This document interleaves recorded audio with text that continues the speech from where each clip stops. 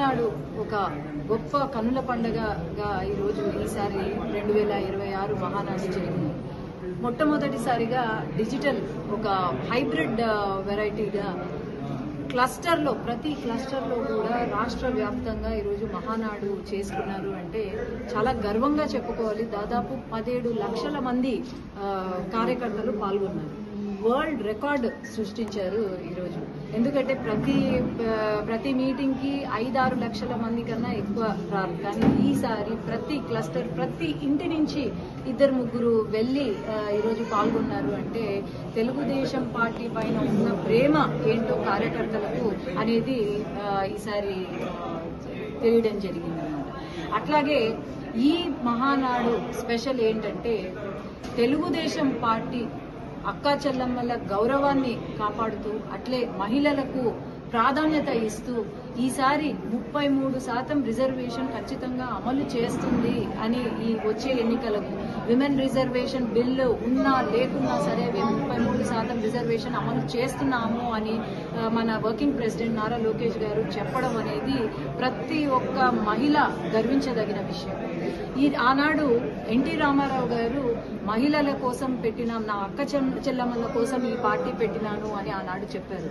ఆనాడు 50% రిజర్వేషన్ ఉద్యోగాలు ప్రభుత్వ ఉద్యోగాల్లో అయితేనేమి లేకపోతే లోకల్ బాడీ ఎన్నికలకైతేనేమి మహిళలు వంటింటికే పరిమితం కాదు అని చెప్పి బయటికి వచ్చి వాళ్లకు విశ్వవిద్యాలయం పద్మావతి విశ్వవిద్యాలయం మొట్టమొదటిసారిగా దేశంలోనే ఫస్ట్ మహిళలకు ఒక విశ్వవిద్యాలయాన్ని ఏర్పాటు చేసి ఈరోజు మహిళలు ఒక స్థాయిలో ఉన్నారు, వాళ్ళ కాళ్ళపైన వాళ్ళు నిలబడుతున్నారు అంటే ఆనాడు ఎన్టీ రామారావు తీసుకున్న అడుగులే తప్ప ఇంకేమీ కాదు. అట్లాగే మనకు గుర్తొచ్చేది ఎన్టీ రామారావు గారు ఎంత ప్రాధాన్యత ఇచ్చారో ఆ తర్వాత చంద్రబాబు నాయుడు గారు డ్వాక్రా సంఘాలు పెట్టి ఈరోజు డ్వాక్రా సంఘాలు దాదాపు 12 లక్షలకు పైన డ్వాక్రా గ్రూపులు ఉన్నాయి. అట్లాగే 1 కోటి పైన డ్వాక్రా మహిళలు ఉన్నారు. అట్లాగే బ్యాంక్ లింకేజ్ ద్వారా కోట్ల లక్షలు మనకు ఇది హెల్ప్ చేస్తున్నారు. అట్లా ఎన్నో మంచి పథకాలు తీసుకొచ్చారు మన సీఎం గారు. దాని తర్వాత మళ్ళీ నెక్స్ట్ జనరేషన్ వచ్చేటప్పటికి నారా లోకేష్ గారు చరిత్రలోనే మళ్ళీ తరతరాలు గుర్తుండిపోయేలాగా మనం ఇప్పుడు ఎలాగైతే ఎన్టీ రామారావు గారిని గుర్తు చేసుకున్నామా మళ్ళీ వచ్చే తరాలు కూడా మన లోకేష్ అన్నని గుర్తు ఉంచుకునేలాగా ఒక మంచి ఆలోచనతో 33% రిజర్వేషన్ అని మొన్న అనౌన్స్ చేయడం అనేది చాలా గర్వకారణం. మన స్టేట్ ఆంధ్ర రాష్ట్రం అనేది ఒక ఉదాహరణ మిగతా రాష్ట్రాలకు అని నేను చెప్పగలుగుతాను.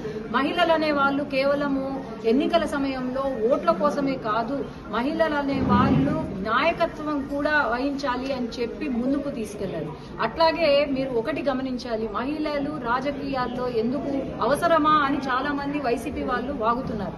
వైసీపీ నాయకులకు ఒకటే చెప్పేది, ఈ రోజు మహిళలు వచ్చినారంటే క్లీన్ పాలిటిక్స్ మొదలవుతుంది. ఖచ్చితంగా మీలాంటి గొడ్డలి పార్టీలో ఉన్న నాయకులు మళ్ళీ రాజకీయాల గురించి ఆలోచన చెయ్యకుండా జరిగేదే ఈరోజు ఒక మార్పు తీసుకొస్తున్నాం.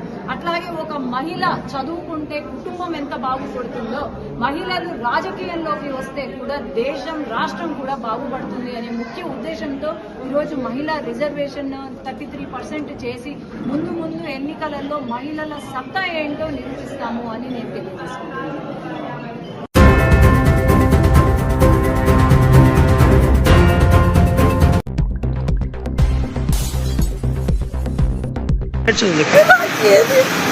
నేనేం తప్పు చేశాను, నాకు ఎందుకు అర్హత లేదు, నేనేమైనా చదువు చెప్పలేదా, లేకపోతే నాన్ సంక్షన్ కోర్సులు లేదా, అసలు ఎందుకు రాజకీయ వ్యక్తుల నుంచి ఫోన్లు వస్తున్నాయి, ఏం అర్థం కాని పరిస్థితిలో ఉన్నా. సార్ అయితే క్లారిటీ ఇవ్వండి సార్ రాజకీయ ఒత్తిళ్ళని అంటున్నారు. ఇన్ఫో సార్ అయితే గట్టిగానే చెప్తున్నారు, రాజకీయ ఒత్తిళ్ళు ఉన్నాయమ్మా, ఫోన్ల మీద ఫోన్లు వస్తున్నాయి నాకు.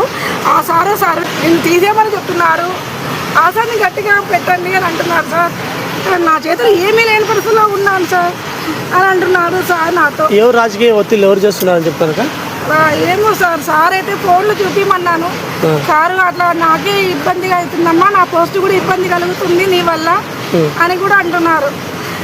అసలు నాన్ శాంక్షన్ పోస్ట్ లో ఉన్నారు. నాన్ శాంక్షన్ పోస్టులకు ఏ విధంగా మారారో నాకు అర్థం కావడం లేదు సార్. నాన్ శాంక్షన్ పోస్ట్ మీద నాన్ శాంక్షన్ పోస్ట్ లో ఉన్నట్టుగా ఉంది, డిస్టర్బ్ అయ్యాను, బాయ్స్ కాలేజ్ అన్నట్టుగా ఉంది ఇక్కడ నా దగ్గర. అసలు నేను ఎన్ఎల్ ఎక్స్పీరియన్స్ అనేది కూడా 2008 నుంచి నేను గెస్ట్ ఫ్యాకల్టీగా కూడా చేసినాను సార్. డిస్టర్బ్ అవుతూనే ఉన్నాను. ఇప్పుడు డిస్టర్బ్ అవ్వని పరిస్థితిలో నిలబడినాను కూడా. అంతలోపల మళ్ళీ ఇప్పుడు ఇబ్బంది పెడుతున్నారు. నాకు న్యాయం చేయండి సార్. కూడా అట్లే చేయమ్మా, అట్లే నా చేతిలో లేదని నేను నా చేతిలో లేదమ్మా అని మీకు ఎంత క్లారిటీగా చెప్పిన అర్థం కాదా? నేను ఏమన్నా పోస్ట్ ఇచ్చేవాడిని, ఏమన్నా పోస్టులు ఏమన్నా ఇచ్చేవాడి అని నేను కాదమ్మా. ఎన్నిసార్లు చెప్తే అర్థం కాదు. కమిషనర్ ఇచ్చేది ప్రిన్సిపాల్ ఉంటే నీకు ఇంత వివరంగా చెప్పినా అర్థం కాకపోతే నీతో నేను మాట్లాడలేను. నువ్వు ఏడ్చి లాభం లేదు, ఏమి చేసినా లాభం లేదు. నీకు అమ్మా నేను చెప్పినా కదా, నేనేమన్నా పోయి పోరాడగలను ఎవరితోనన్నా? మీరు 4 సంవత్సరం నుంచి చూస్తున్నారు. నేను ఏ విధంగా మీకు బాధ పెట్టాను? నేనేమైనా బాధ పెట్టానా? నేను కూడా సంవత్సరం నుంచి చూస్తున్నా కదా. నేనేమైనా బాధ పెట్టానా? నేను కాదమ్మా, నీవు అర్థం చేసుకో. నన్ను నెత్తిన పెట్టి ఊరేగిస్తున్నారు కాలేజీ పెద్ద అని. ర్యాలీ జరిపేటప్పుడు ఏమైంది? కలెక్టరేట్ పంపించి నిర్దోషిగా నిలబెట్టేటప్పుడు ఏమైంది? అమ్మాయి అమ్మ నీ వాదన కరెక్టే. నీ వాదనలన్నీ చెప్పేది నువ్వు, నీ వాదనలన్నీ రాసుకొని పోయి అక్కడ మాట్లాడు. వాళ్ళు చెప్తే నాకేం అభ్యంతరం లేదు. వాళ్ళ దగ్గరనే నేను చెప్పానమ్మా, ఏం మాట్లాడలేదు.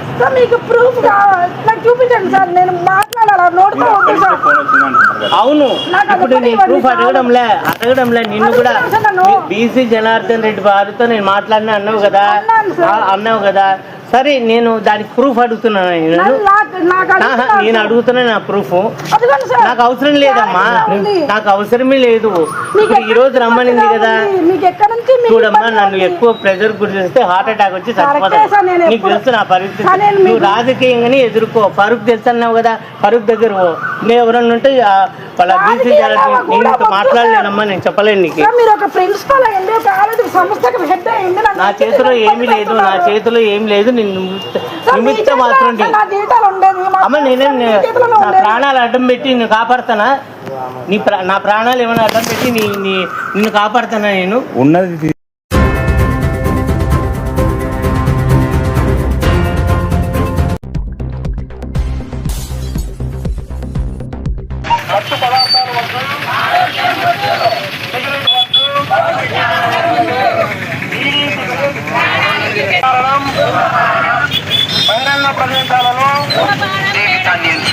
పొగాకు దినోత్సవం సందర్భంగా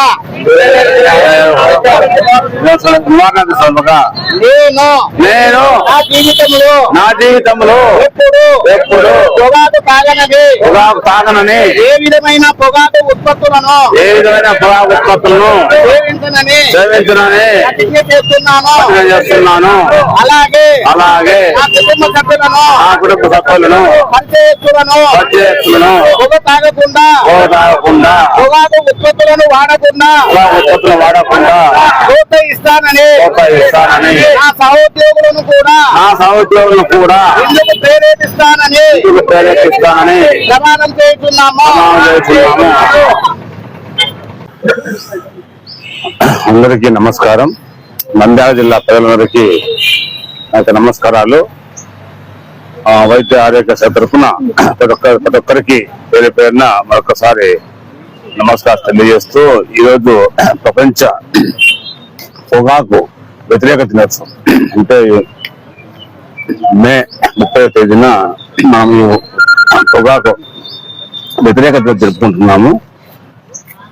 సో ఈ పొగాకు అంటే గుట్కా, పాన్, సిగరెట్ తాగడం వల్ల ముఖ్యంగా అనారోగ్య పాలవుతూ చాలా దుష్ఫలితాలు అంటే మానవాళి మీద ఎక్కువగా ఈ ఆరోగ్యం మీద ఈ ప్రభావం చూపుతూ ఎన్నో జబ్బులకు కారణమవుతూ తద్వారా మరణాలు జరుగుతూ ఉన్నాయి మిగిలినది. సో దీనికోసం 10 సంవత్సరం కూడా మనం జరుపుకుంటున్నాము, ప్రజల్లో అవగాహన పెంచుతున్నాము. తద్వారా ఈ యొక్క పొగాకు తీసుకోవడం, పొగాకు అంటే మహిళలు పొగాకు నమ్మడం కావచ్చు, మగవారు సిగరెట్ స్మోకింగ్ చేయొచ్చు, ఆడవాళ్ళు స్మోకింగ్ చేస్తున్నారు. సో ఎన్నో రకాల రుగ్మతలకు కారణమవుతుంది ఈ పొగాకు యొక్క తీసుకోవడం అనేది.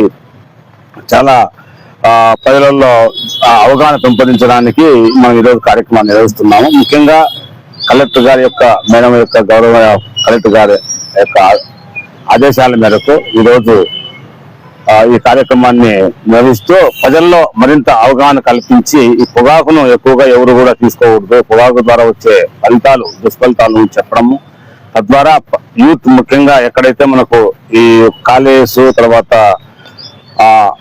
ఎక్కడైతే జనసమ్మతం ఉన్న ప్రాంతాలు తర్వాత బహిరంగంగా పొగాకు సిగరెట్ స్మోక్ చేయడం కానీ ఇవన్నీ మనం చాలాసార్లు ఈ టీమ్ తో పోలీసు వారితో ఒక టీం ఏర్పాటు చేసుకుని కూడా మనము లీగల్ టీం ద్వారా చాలా ఫైన్లు వేసి ముఖ్యంగా షాపుల్లో అమ్మే వాటి దగ్గర కూడా అవి బోర్డులు ఏర్పాటు చేసి పొగాకు తాగడం వల్ల చాలా దుష్ఫలితాలు ఉంటాయి అనేది మనకు చెప్పడము, తద్వారా ప్రజల్లో అవగాహన పెంచుతున్నాము. ముఖ్యంగా తీసుకుంటే ఎన్నో రకాల జబ్బులు, క్యాన్సర్స్, ముఖ్యంగా క్యాన్సర్స్ కావచ్చు, హార్ట్ అటాక్స్ కావచ్చు, సడన్ గా పిల్లల్లో కానీ మహిళల్లో ఎన్నో రకాలు, మగవారిలో ఇంపార్టెన్స్ రావడము, ఆడవాళ్ళ వందత్వం, రకరకాలుగా ఈ పొగాకు యొక్క ఫలితం అంటే మనం వెంటనే ఇమీడియట్ గా దీని యొక్క ప్రభావం కనపడదు. కానీ కంటిన్యూగా కొందరు రోజుకు కొన్ని సంవత్సరాలు రోజుకు 10-20 ప్యాకెట్లు అంటూ ఒక సంవత్సరాలు తీసుకుంటూ అది లాస్ట్ లో లేటర్ స్టేజ్ లో మనకు విధానంగా దాని యొక్క ప్రభావం కనిపిస్తుంది.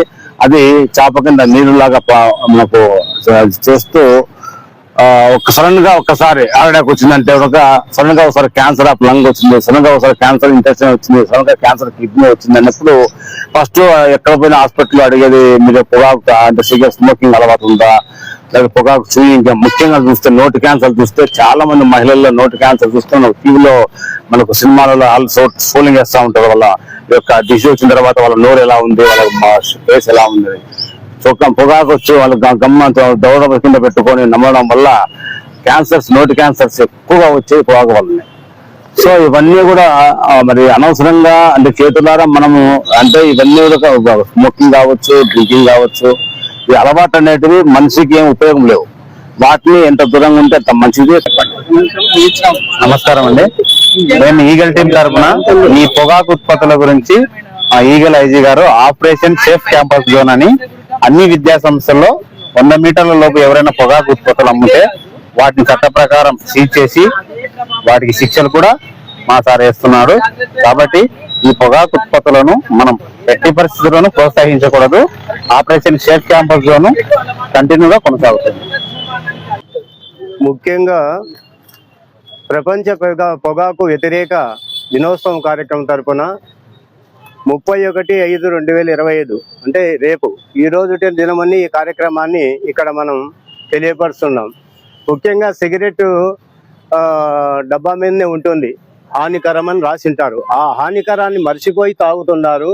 సిగరెట్ తాగడం వల్ల నికోటిన్ అనేటువంటి కార్యక్రమంతో ఎన్నో రకాల జబ్బులు వస్తాయి. కాబట్టి ఖచ్చితంగా మీరు సిగరెట్ కానీ పొగాకు కానీ మానుకోవాలని చెప్పేసి అన్ని తెలిసినా కూడా, నికోటిన్ ఉందని తెలిసినా కూడా సిగరెట్ తాగుతున్నారు. కాబట్టి సిగరెట్ తాగకుండా ముఖ్యంగా యువకులు బాగుండాలంటే పొగాకు యొక్క జోలి పోకుండా ఉంటే ఈ యొక్క కార్యక్రమాలు బాగుంటాయని మన హాస్పిటల్ తరఫున మరి అందరి తరఫున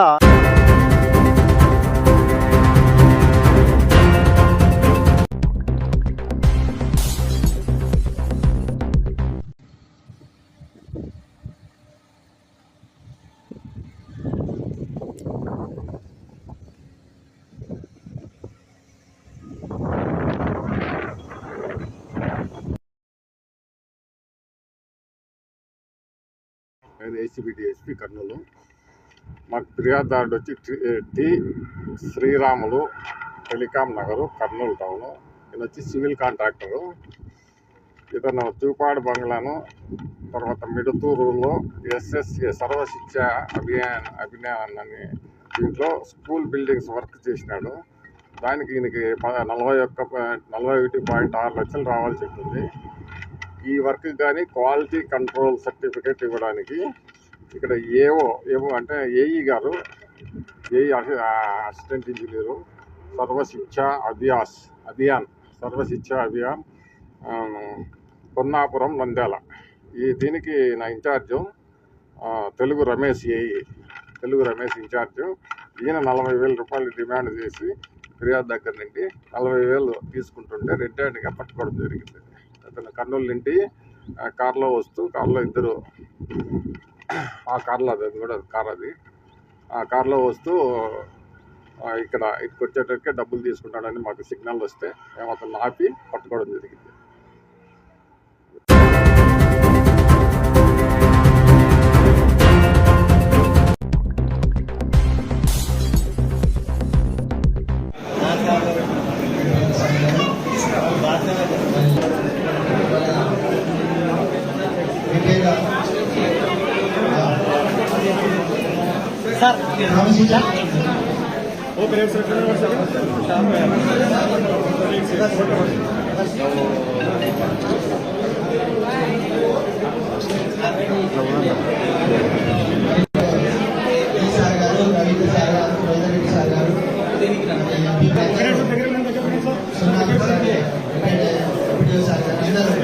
ప్రేమపూర్వకంగా రమణ శుభాకాంక్షలు తెలియజేస్తున్నారు. ఒకసారి చెప్పండి కోరుకుంటూ ప్రేమ చేయడం జరిగింది. శుభాకాంక్షలు తెలియజేస్తున్నారు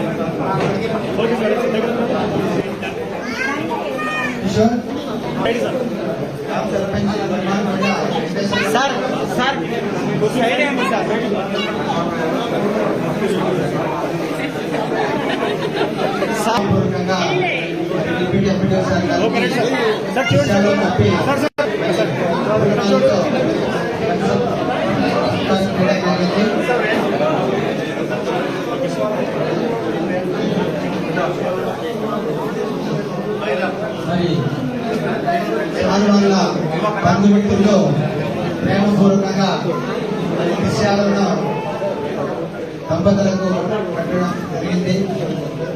షష్ఠీ పూర్తి కార్యక్రమం మాదిరిగా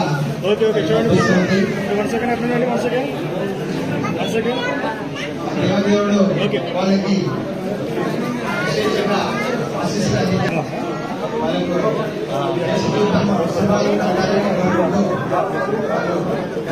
ప్రేమతో సన్మాన కార్యక్రమం చేస్తున్నారు. అమ్మాయి సర్పంచ్ గారు ప్రసాద్ రెడ్డి గారు ప్రేమతో దుశ్శాలను కలుపుతూ మన యొక్క ప్రేమను వ్యక్తం చేస్తున్నారు. Thank you sir, thank you very much. అదేవిధంగా Shri Krishnadevaraya university vice chancellor గారు అది సార్కు బంధువు పోవడము అందుకు చేసుకున్న పుణ్యమని తెలుస్తుంది. అది స్వయంగా సంస్థాపకులైనటువంటి సార్ గారి చేత సన్మానం పొందడం అనేది అతను తీసుకున్నటువంటి పుణ్యం. అది సార్కు ఘనంగా వాళ్ళు సత్కరిస్తూ దృశ్యాలతో ప్రేమ కానుకలు కూడా అది రింగు చూపించండి అట్లా ప్రేమ కానుక ఏదో తెలియజేస్తే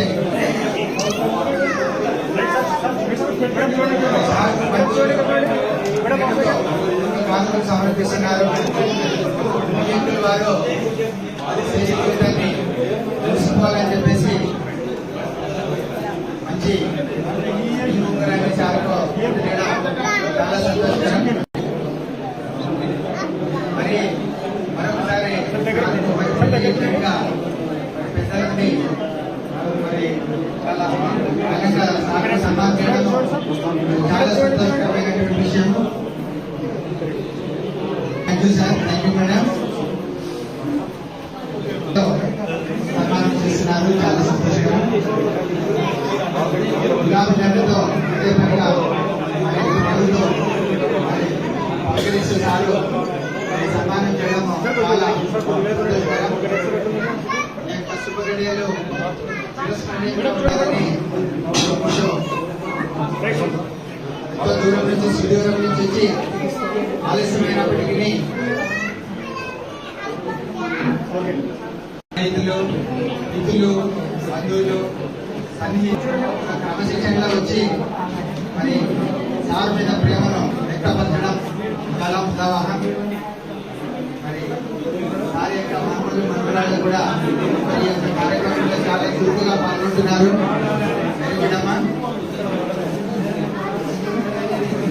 మరి సార్తో పనిచేసినటువంటి సహచరులు కూడా ప్రేమతో మాట్లాడమే కాదు, ప్రేమతో పూలదండలు కూడా వేసి సన్మానించడం మన యొక్క ప్రేమ నిదర్శనం. మరి దృశ్యాలతో కలిపి మన యొక్క ప్రేమను అభినందనీయ. మన యొక్క ప్రేమను దృశ్యాలతో కప్పుతూ సార్ గారికి ఒక వెళ్ళి పూలదండ వేయడం చాలా సంతోషం.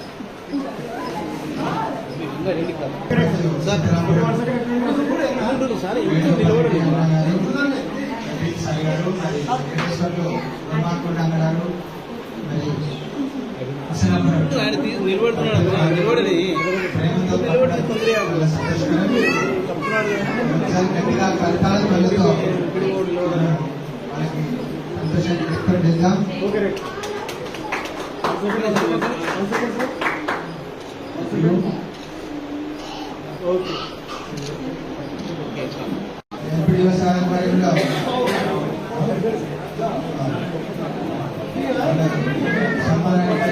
చేయడానికి సిద్ధంగా ఉన్నారు. స్థానిక స్నేహితులు, బంధువులు